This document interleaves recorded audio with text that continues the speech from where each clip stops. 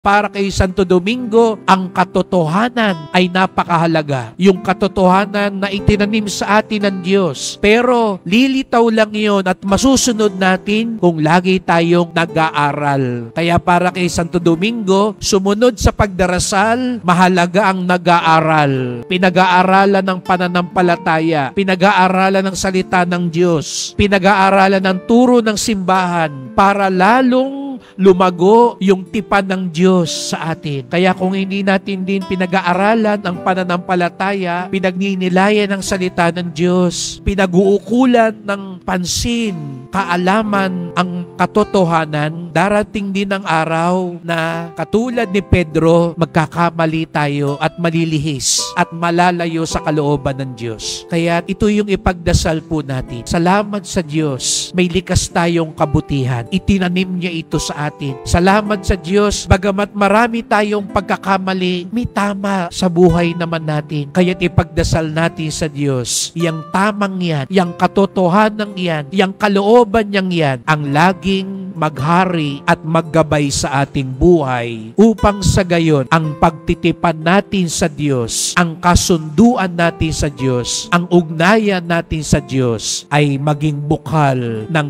pagpapala at biyaya.